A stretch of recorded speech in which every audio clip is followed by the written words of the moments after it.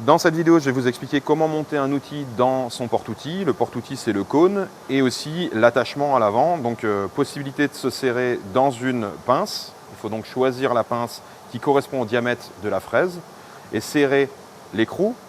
On aura le porte-outil Weldon où vous avez une vis de pression qui vient serrer la fraise sur son méplat. Et le dernier, c'est le serrage d'un forêt. Donc, c'est à utiliser uniquement pour des forêts. Et c'est un mandrin qui ressemble très fortement à ce que vous avez sur votre perceuse. Pour monter une fraise dans une pince, déjà première chose, c'est choisir une pince qui a été gravée avec le bon diamètre qui correspond au diamètre de la fraise. L'erreur à ne pas commettre, c'est de placer directement la fraise dans sa pince. Au contraire, ce qu'il faut faire, c'est placer la pince dans l'écrou. Donc pour ça, on la met de biais et ensuite on vient la pivoter. Et là, il faut s'assurer qu'on soit bien à fleur. Ensuite, je viens visser le cône dans l'écrou. Je vérifie que je suis toujours encore à fleur. Je me place dans le cône de serrage.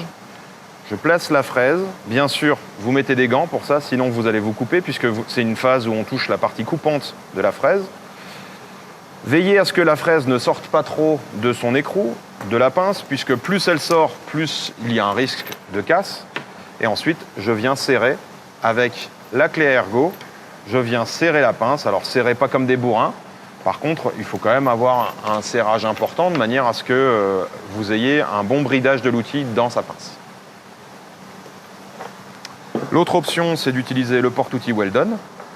Pour cela, moi, ce que je vous recommande, c'est d'enlever la vis qui est sur le côté, de manière à ce qu'on arrive à visualiser le méplat lorsqu'il arrive face au trou taraudé. Donc ici, je vois le méplat au travers du trou et je peux, à ce moment-là, placer ma vis et avoir la vis de pression qui serre l'outil via le méplat. Une fois que c'est le cas, pareil, une fois de plus, je me mets dans le cône et je serre, cette fois-ci, l'outil. Je serre sur le méplat. Dernière option, le mandrin de perçage. Alors là, vous êtes sur un mandrin avec 3 mors à serrage concentrique. Vous mettez votre forêt. Ce que vous risquez de faire quand vous serrez le forêt, c'est lorsque vous avez trop desserré le mandrin et que vous y placez le forêt, vous risquez de vous serrer sur 2 mors, comme ça.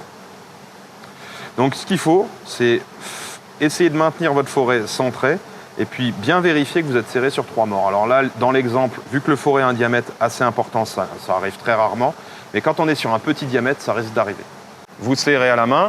Et puis pour serrer correctement à la main, avec vos gants, vous serrez uniquement comme ça.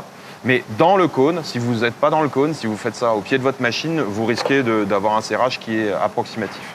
Donc ici, je serre correctement et je suis en toute sécurité. Si je veux démonter les outils, je fais la procédure inverse.